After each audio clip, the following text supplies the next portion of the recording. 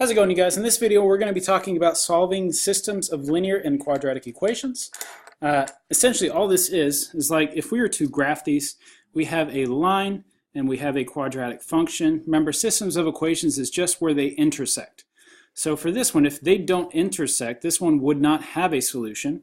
This one, they intersect at this point, that would have only one solution. This one, they're intersecting at 2 points, so we would actually have two solutions.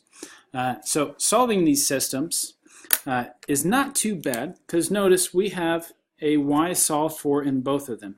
So what I can do is I can substitute this 2x minus 5 in for y, such that I come out with the equation 2x minus 5 equals negative 2x squared plus 4x minus 1. Well, then it's just a quadratic equation like we've been solving all up to this point for the last like 3 or 4 sections.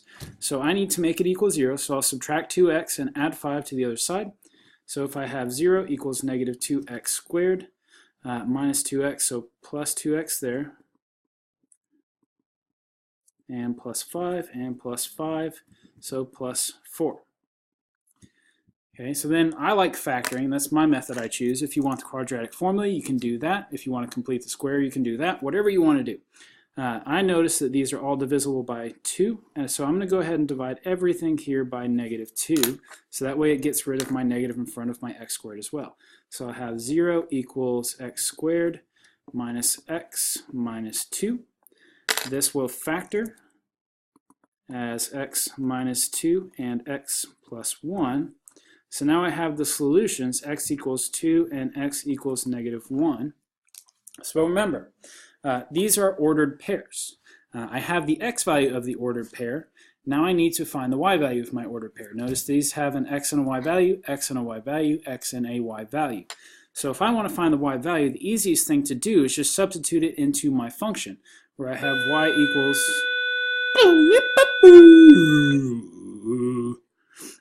2 times 2 minus 5. So I have y would be 2 times 2 minus 5. Well, that will give me 4 minus 5.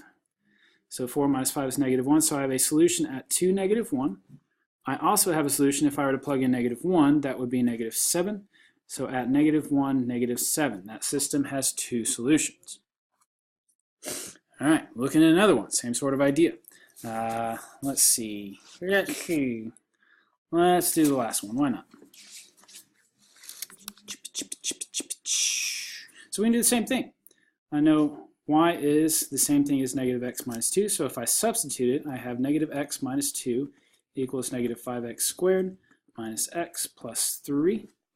I can add my x to the other side and my 2, so plus x plus 2 plus x plus 2.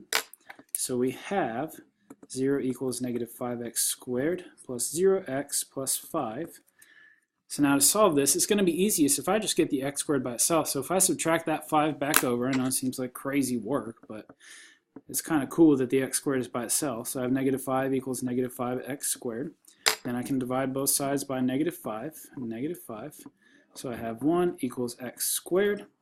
To solve for that, I can take the square root of both sides. Don't forget when you take the square root to put a plus or minus.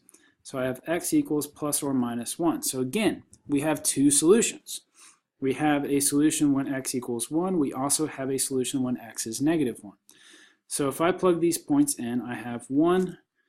Well, I have negative 1 minus 2 would be negative 3. And when I have negative 1, I have negative negative 1. So that would look like negative negative 1 minus 2. Well, that is 1 minus 2, which would be negative 1. So I have those 2 points as my solutions. That's really all that this is. So set them equal to each other, solve for x, plug your x back into one of the coordinate points, or sorry, one of the functions to get your y value. All right, hopefully this video was helpful. As always, please, please, please, please, please, I can't emphasize enough. Come ask me questions. Love you guys, and I will see you soon. Well, bye!